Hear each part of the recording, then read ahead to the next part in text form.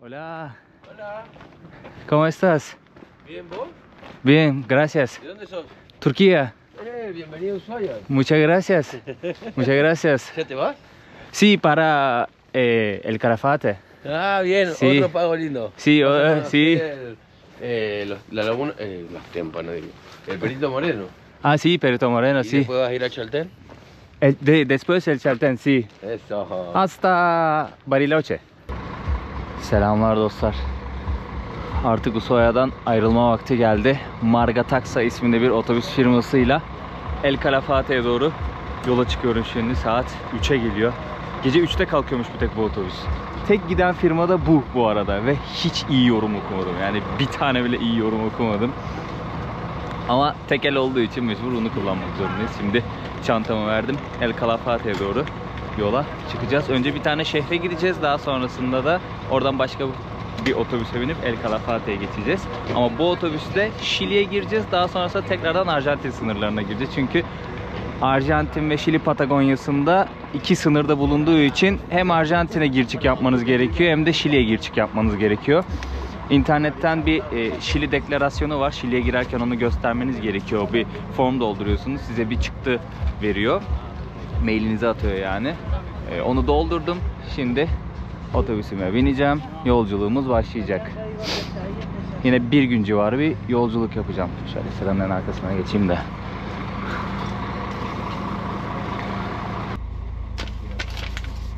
Bien, gracias. Gracias. Adelante. Gracias. Ahí te va a acomodar el chofer. Nosotros pasamos, no está todo cerrado. Hola. 22. 20 euros, ¿no? Sí. Gracias. Burak. Sí. 22 koridor vermiş. Lan hiç de sevmem koridorda gitme ya. Gram sevmem koridorda gitmeyi. Şimdi bu yolculuk sanırım 13 saat sürecek. Çok emin değilim ya, yolda bakarız yolda. Neyse bileti kontrol etti, pasaportu kontrol etti abi, bir de deklarasyonu kontrol etti. Deklarasyon mevzusu da kolay ya. Bileti aldığınız zaman size bir QR kod veriyorlar. Onu okutuyorsunuz telefondan, oradan dolduruyorsunuz formu, hemen telefonunuza gönderiyorlar mailinize gönderiyorlar formu. Elveda diyebiliriz artık Ushuaia'ya.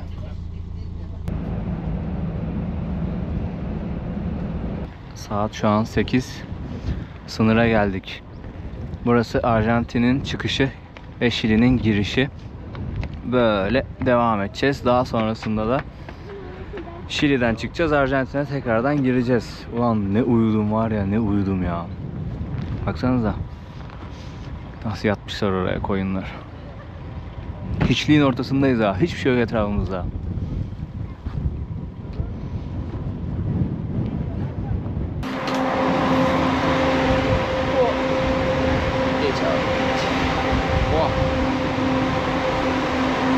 Şimdi Şili sınırındayız. Şoför abi pasaportlarımızı topladı. Otobüsteki herkesin pasaportunu, kimliğini topladı. İçeriye verdi.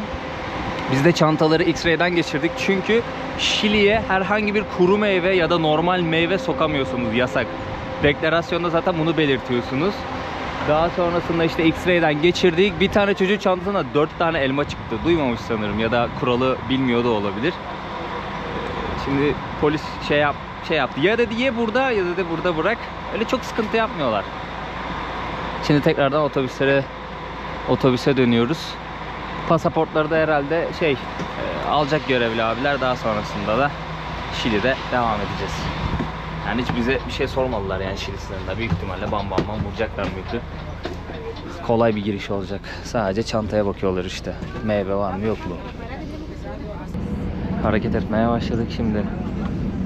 Abi hala pasaportları vermedi ama büyük ihtimalle Arjantin sınırına gittiğimizde bizim adımıza mı verecek gümrük memuruna? Bilmiyorum ki, oradan böyle hızlı halledecekler. Göreceğiz. Girdik uğursuz topraklara. Şili'deyiz.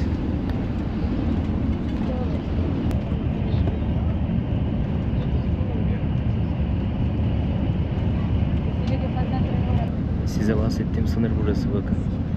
Şurası Arjantin tarafı. Biz buradan yukarı çıktık.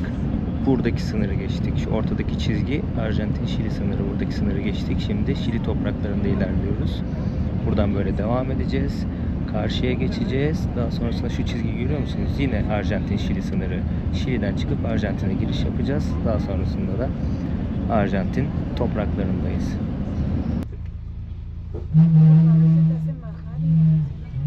Ahora ya venía la hora, por eso.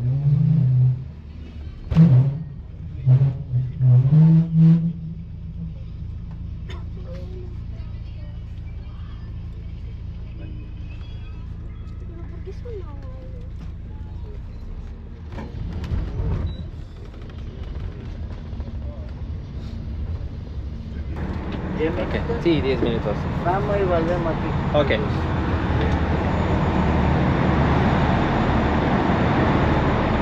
Arabalı vapura bindik şimdi. Karşıya geçeceğiz. Bir 10 dakika izin verdiler. Bir çıkalım, bir nefes alalım. Daha sonrasında yine sınıra ulaşacağız. Hemen karşı tarafta, çok yakın sınır. Oradan geçtikten sonra da ulaşmamız gereken şehir yaklaşık 60 kilometre falan. Sonra ilk yolculuğumuz son bulacak. Diğer otobüsü bekleyeceğiz.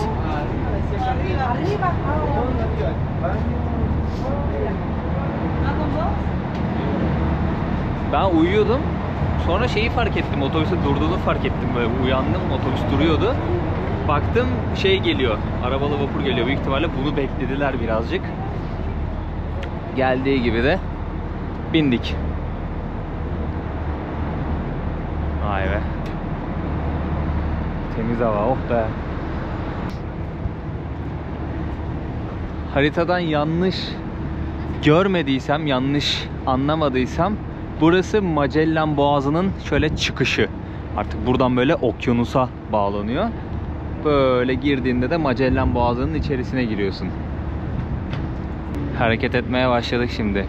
İnternet buldum. İnternetten baktım burası gerçekten Magellan Boğazı'nın girişi mi diye. Çünkü benim kullandığım haritada öyle gözüküyor. Magellan Boğazı'nın girişiymiş burası. En dar noktası. En dar noktası 3 kilometre, en geniş noktası da 32 kilometreymiş Magellan Boğazı'nın. Şu an biz karşı tarafa geçeceğiz. Size gösterdiğim gibi giriş bu taraftan. Böyle okyanusa açılıyor.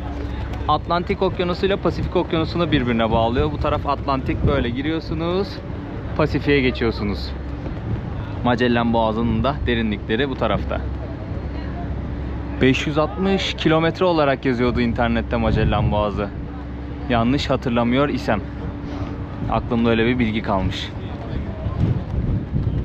Çok sert rüzgar ve fırtına olduğu için burayı geçmek çok zormuş. Yani boğazı geçmek çok zormuş. O yüzden gemiler burada bayağı bir beklemek zorunda kalıyormuş. Şu an yok gibi. Şu an normal. Tabi boğazın daha derinliklerine gittiğiniz zaman oralarda belki daha farklı fırtınalar kopuyordur. Bilmiyorum.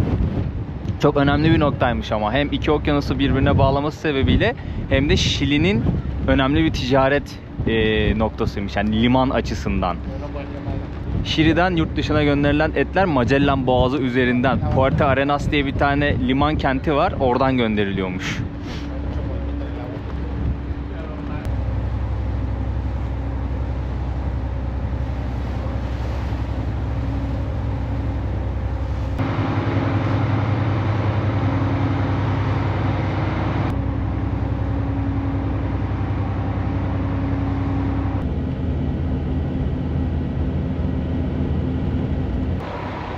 Arjantin'e giriş yaptık şimdi dostlar. Hadi hayırlı olsun. Şu yolun ilerisinde Şili'den çıkış yaptık. Biz hiç otobüsten inmedik ha. Şili'ye girerken de pasaportlarımızı alıp kendileri vermişti gümrük memuruna. Onlar mühür vurmuştu. Çıkarken de tekrar onlar verdi pasaportlarımızı. Çıkış mührünü vurdular. Ondan sonra pasaportları bize dağıttılar. Arjantin'den biz kendimiz giriş yaptık. Şu an Arjantin topraklarındayız. Yalnız Patagonya bayağı böyle bildiğin büyük bir alanı çöl. Bir önceki videolarda söylemiştim ya, çok büyük bir alana sahip ama çok az insan yaşıyor diye. Sebep bu. Çöl yani. Ne yapacağım burada? Ama yeraltı kaynakları var. Yok değil. O yüzden önemli bir bölge aslında. Bir de tabii turizmi var. Geldik dostlar. Terminal Rio Gallegos. Rio Gallegos isminde bir şehirdeyiz şu an. Saat şu an 3'ü 10 geçiyor.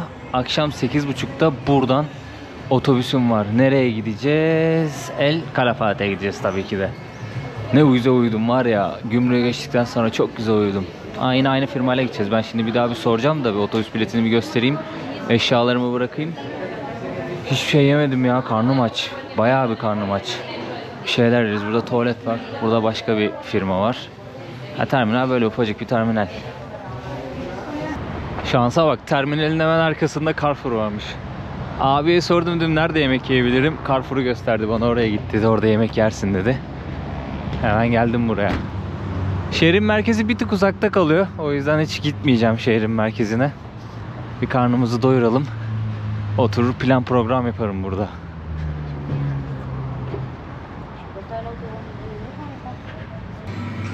Marketin içindeyim şimdi. Burada video çekmek yasak ama görevli gelmeden size et fiyatını göstermek istiyorum. 1470 gram yani 1,5 kilo löp et 8230 peso. Yani 8 dolar diyelim biz buna. 1,5 kilo et 8 dolar. Bakın löp et, dana eti. Görüyor musunuz bak? 1535 gram 8,5 dolar. Fena fena. Burada 600 gramı 3,5 dolar. Burada ne varmış? 700 gramı 4 dolar. Şu et reyonunu göstermek istedim sadece size. Marketlerde video çekince direkt gelip azarlıyorlar, o yüzden çok fazla kamerayı açık tutmak istemiyorum burada. Oğlum kameramı yeme lan. Sana göre bir şeyim yok. Ekmeğim var bir tek. Ekmek vereyim sana, ha? Olur mu? Ekmek vereyim sana. Peynir var sana zararlı. Ya da sen her şeyi yersin şu an. Sana hiçbir zararlı değil.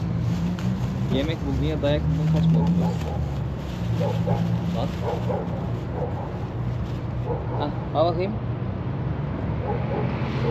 Aferin. Elimi yalama. Aferin oğlum. Aferin kızım. La bıraktı oraya. Yesen oğlum ekmeği. Günah lan. Aferin.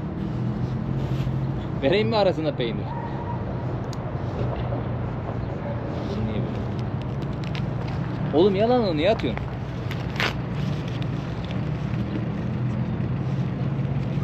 Şşt, lan. Dur. Ekmeği de yiyeceksin ama. Dur. Al. Şşt, buraya gel.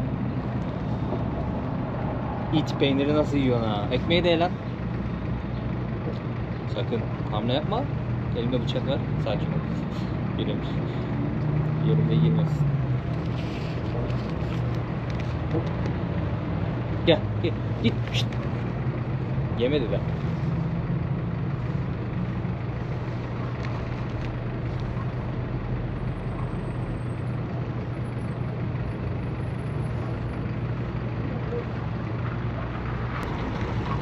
Dur.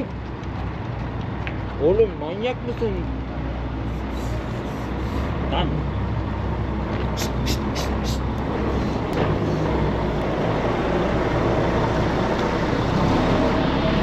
La aldı la peyniri. Komple peyniri aldı. Allah kahretmesin ya. Ben kalkana kadar aldı peyniri. Afiyet olsun. Neyse ye. Aslanım benim ya. Bir daha gideceğiz markete. Yapacak bir şey yok. Orada var lan. Vay arkadaş ya. Ulan. Şansıma tüküreyim ya. Hakikaten şansıma tüküreyim ya. Yarım saat sıra bekledim ben bunları alacağım diye. Kaldık mı kuru ekmekte? Tüh, ulan şansa bak be. Yarısını alaydın bari, yarısını bana vereydin ya. Nasıl yiyor bak, nasıl yiyor. Afiyet olsun. Biraz da bize kalaydı, iyiydi ya. Ya bir tane hamburgerci gördüm. Ya dedim şimdi burada hamburger yesem doymam. O yüzden dedim gideyim bir peynir ekmek yiyeyim en iyisi. Peynir özlemiştim. Yok oğlum kalmadı, bitirdin hepsini, bitirdin. İt, insan bize de bırakır biraz. Şöyle bir sandviç yapaydım bari kendime ya.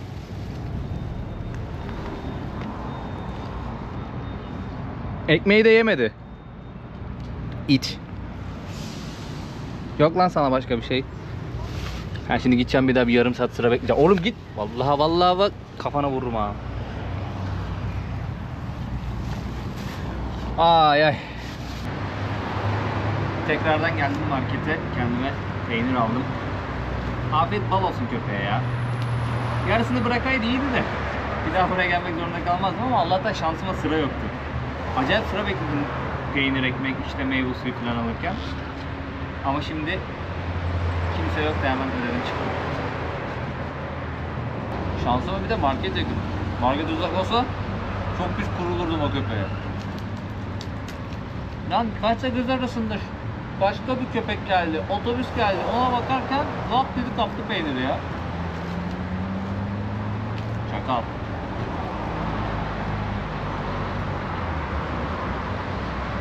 Otobüsümüz geldi. Çantamı verdim şimdi. Arkaya koyduk. Arjantin'de bir kültür var. Bunu ilk Arjantin videolarında söylemiştim. Bagajınızı veriyorsunuz. Görevliye de tip veriyorsunuz. Böyle bir kültür var Arjantin'de. İşte 100 peso, 200 peso, 500 gönlünüzden ne koparsa. Şimdi biletimi görevliye göstereceğim. Otobüsümüze bineceğiz. Gece 12.30-1 gibi El Calafate'de olacakmışız. Ben bir tane hostel buldum. Birçok hostele mesaj attım. Geri dönmediler. Bir tanesi geri döndü.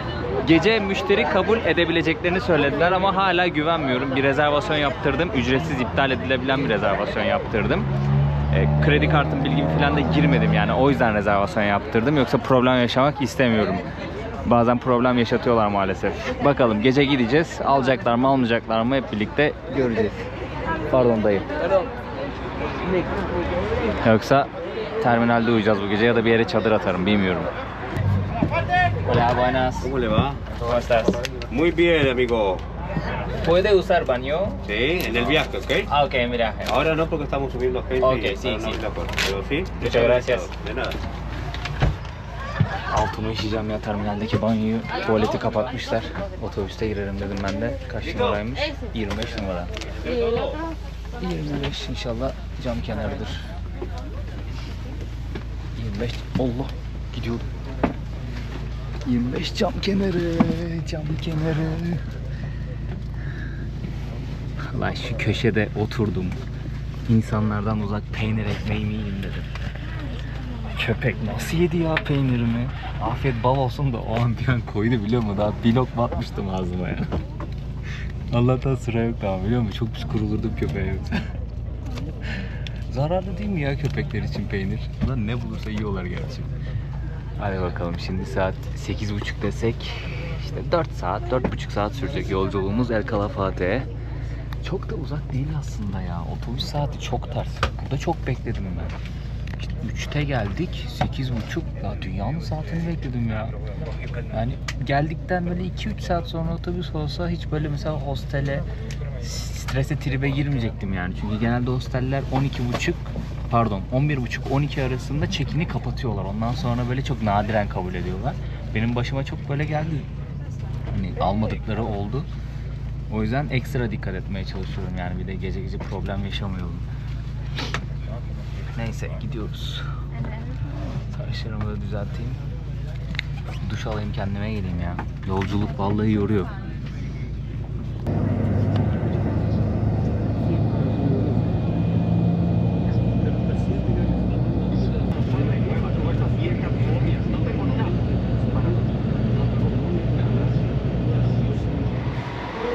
Saat 12.30 El Calafate'ye ulaştık şimdi.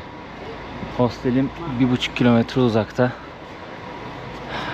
Taksi bulmam lazım. Buradan yürümeye kalksam geç olacak. En temizi taksiye gidip erkenden check-in işlemini yapmak. Zaten geciktik. Hadi bakalım. Kapı. Gracias.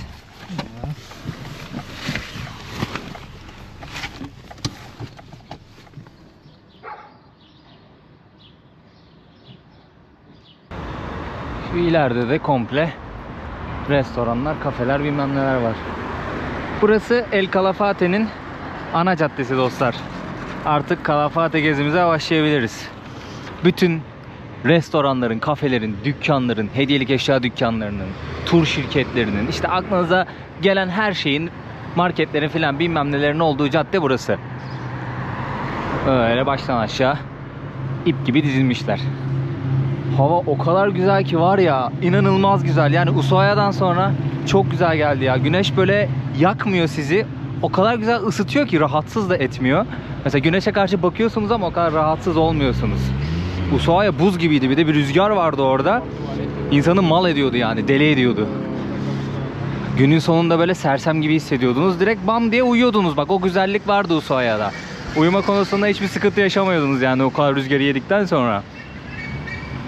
Buraya girip video çekmeye çalışacağım ama şöyle bir dolaşalım önce bakalım. İzin verirler mi o da? İzin verirlerse çekerim.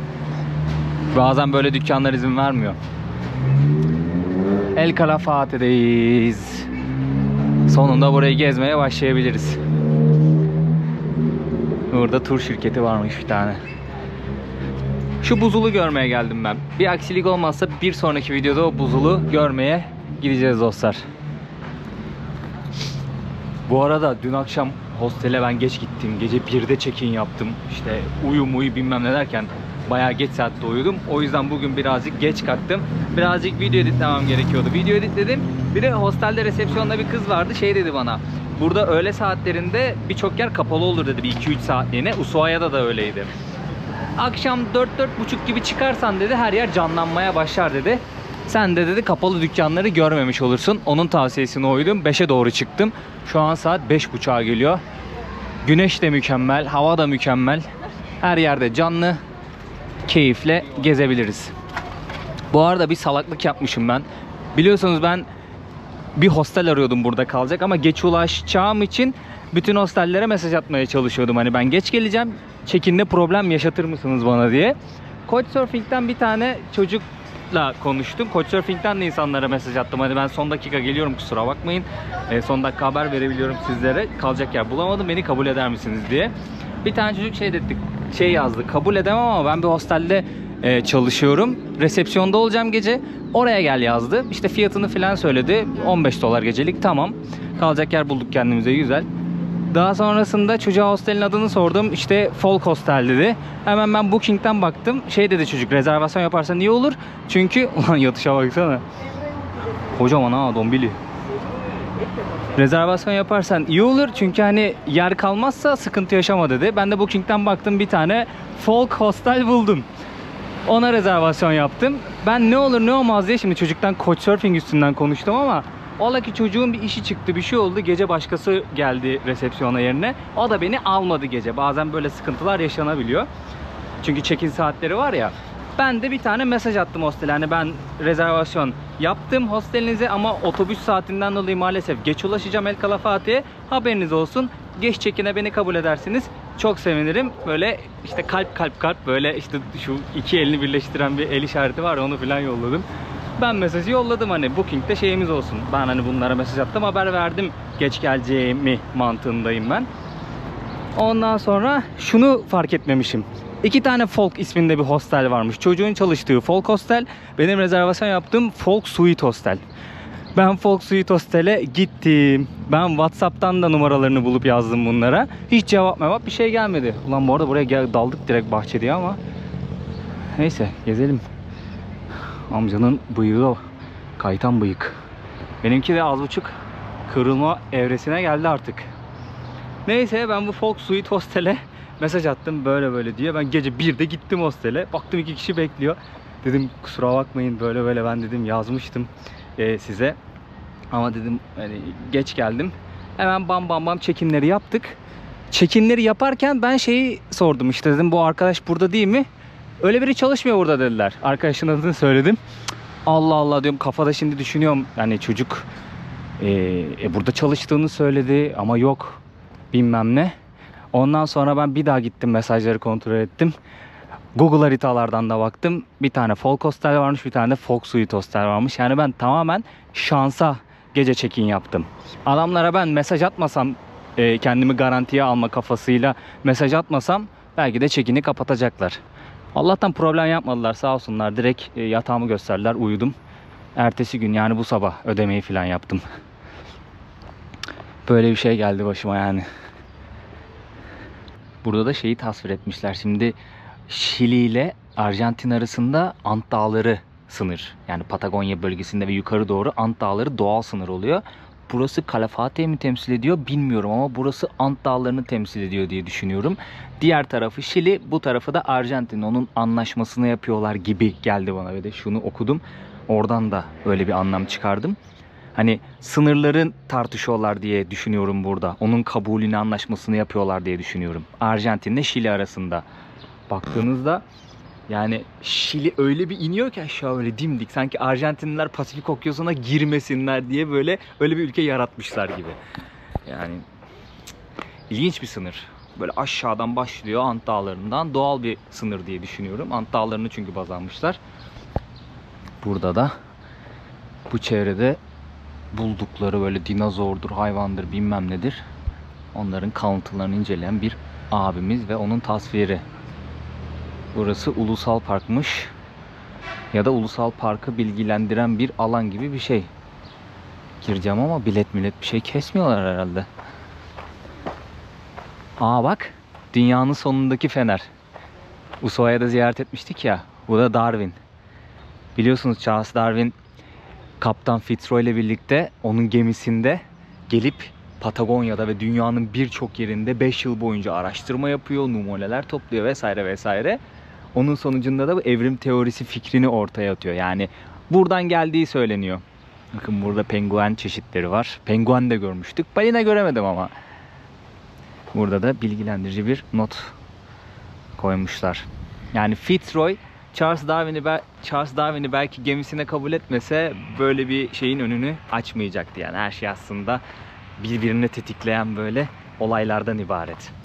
Burada yine Darwin'in bir heykelini koymuşlar, böyle yaptığı çalışmalarını simgeleyen bir anlatı. Birçok numune toplamış. Yani o dönemlerde genellikle böyle keşif gemileri bir yere gittikleri zaman yanlarında bilim insanlarını bulunduruyorlarmış gemilerde. Onlar da işte çalışmalarını yürütüyormuş. O çalışmalarda toplumumuza katkı sağlıyor doğal olarak. Charles Darwin de onlardan bir tanesi.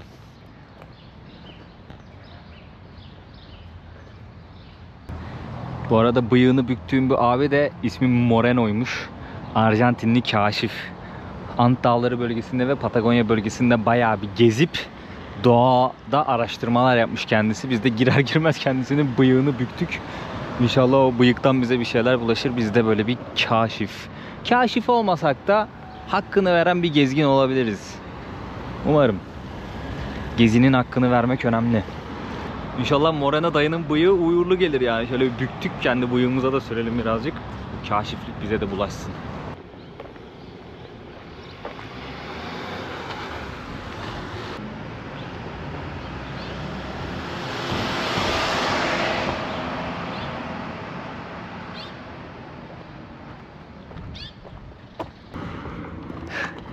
Hola. Patagonya polisi akıyor. Lan ne kadar büyük atlar. Hakikaten kocaman atlar ha, besili. Bu Kolombiya'dakiler ya da işte Peru'dakiler. Diğer Latin Amerika ülkelerindeki atlar neydi öyle ya, cılız bir şeydi. Lamadan bir farkı yoktu onların. Kırgızistan'da, Orta Asya'daki atları hatırlayacaksınız. Videoları izleyenler hatırlayacaktır. Bunlar da onlar gibi besili. Şimdi arkamızda bıraktık El Calafate'yi, şöyle göstereyim. Arka tarafta kaldı.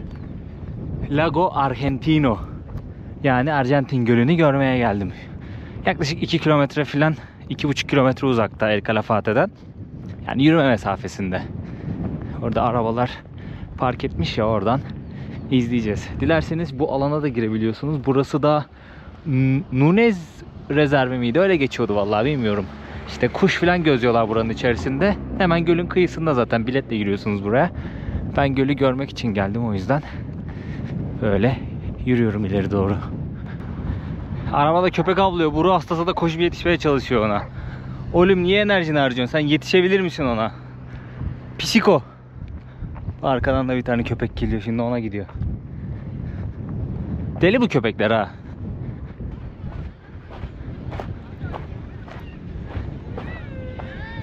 Kalabalıkmış ha. Oo. Baksanıza. Herkes buraya gelmiş. Şenlik var, şenlik. Böyle mangalı atacağım buraya ama çok rüzgar var. Bayağı giren var ya. O zaman yüzmek de serbest burada. Oo, bayağı kalabalık ha. Ben hiç bu kadar insan beklemiyordum açıkçası. Köpekler nasıl giriyor bak suyun içine. Anladığım kadarıyla çok derin değil. Daha demiş çocuklar ayaktaydı. Dizine falan geliyordu su. Lago Argentino. Suyun rengine bak. Kusmuk gibi yemyeşil. Safra kusmuşsun gibi. Bu ne ya? Oha çok garip ha. Çok garip lan suyun rengi. Vay arkadaş, daha ne renkler göreceğiz acaba? Karşıdaki Ant Dağları'nın mükemmelliğine bakar mısınız? Çok güzel görünüyor be. Şuranın arkasında da kaldı biraz. Tepede kaldı bak, şöyle devam ediyor aslında şöyle. Dünyanın en uzun sıra dağlar zinciri Ant Dağları. Bak bak bak nasıl iniş yapıyor bak. Rüzgara karşı nasıl gidiyor. Gölün kenarına geldik ya, burası birazcık rüzgarlı. Sahilin bu kısmı da birazcık yosunlu. Kötü bir koku da geliyor zaten buradan. Çok fazla insanlar takılmıyor burada. Böyle bir iki tane genç oturuyor burada, o kadar. İleride köpekler var. Şurada iki tane genç top oynuyor. Genelde sahilin diğer tarafındalar. Patagonya'nın güneyinde yetişen bir tane bitki varmış. Çiçek varmış daha doğrusu. Bu çiçeğin ismi neydi? Berberis microphya'ydı. Yanlış hatırlamıyorsam tam ismi böyleydi. Sarı renkli bir çiçekmiş bu. Koyu mavi renginde de bir meyvesi varmış. Patagonya'ya gelen gemiciler gemilerini onarmak için bir madde kullanıyormuş. Bu madde bittikleri zaman bu bitkiyi kullanmaya başlamışlar. Bu bitkiyi keşfetmişler. Yani bu bitkinin özünü mü çıkarıyorlar artık, ne yapıyorlar bilmiyorum. İşte belli başlı şeylerle karıştırıp gemi onarımında kullanıyorlarmış. Buna da kalafatlamak deniyormuş. Yani gemi onarım işlemine kalafatlamak deniyormuş. Söylenen odur ki El Calafate'nin ismi buradan geliyormuş. Yani internette okuduğum bu. Birkaç yerde okudum, o yüzden El Calafate'nin isminin nereden geldiğini, hikayesinin ne olduğunu paylaşmak istedim. Ne kadar doğrudur bilmiyorum. Yani birkaç kaynakta okuyunca genelde paylaşıyorum sizinle. Diğer Latin Amerika ülkelerinde gördüğümüz anıt mezarlardan dostlar. Yanlış bilmiyorsam burada Macumba diyorlar. Şöyle göstereyim sizlere. Bir aziz ya da azizeye ait olabiliyor. Ya da bir kişiye ait oluyor. Bir kişinin anıt mezarı oluyor. Bu sanırım bir azizinin anıt mezarı, arkada bir resim var. Böyle sigara içip söndürüyorlar. Ondan sonra para koyuyorlar. İşte böyle içki koyuyorlar. Mum yakıyorlar. Birkaç farklı ritüel var. Dua esnasında. Yani o ritüeli yaparken dua da ediyorlar aynı zamanda. İşte para istiyor, sağlık istiyor, huzur istiyor. Artık ne istiyorsa. Birkaç yerde bunun ayinine denk gelmiştim. Fotoğraf, video çekmeme çok izin vermediler. Ama gözlemleme şansım olmuştu. Yani ilginç. Çok ilginç bir inanış.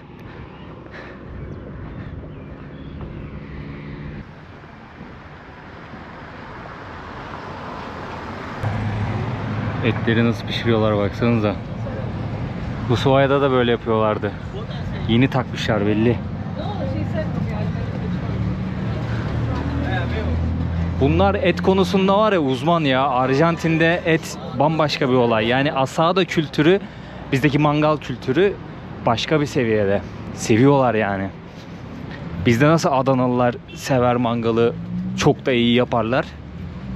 Burada da öyle. Arjantinliler ustası bu işin yani. Zaten sebze yediklerini ben görmedim. Sürekli et yiyorlar. Patagonya'yı gezeceklere bir tavsiye vereyim. La Anonima isminde bir market var Patagonya bölgesinde. En uygun buradan alışveriş yapabilirsiniz. Ben de Ushuaia'dan beri buradan alışveriş yapıyorum. Şöyle göstereyim, La Anonima.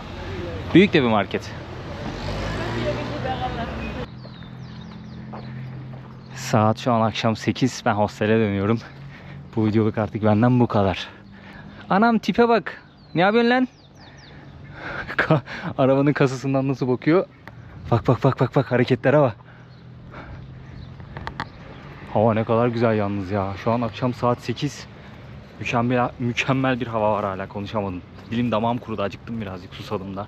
Hostele dönüyorum artık. Bu videoluk benden bu kadar. Ekmek aldım kendime. Marketten bir alışveriş yaptım. Sebze falan aldım. Tavuk aldım, ayıptır söylemesi. Bir tavuk sote yapayım kendime. Karnımızı doyuralım. Kendinize iyi bakın dostlar. Valla değişik bir yolculuktu. Birazcık yorucu bir yolculuktu. Köpeğimize Şeyi de kaptırdık, peynirimizi de kaptırdık yavrum köpeğe. Afiyet bal olsun aslanıma.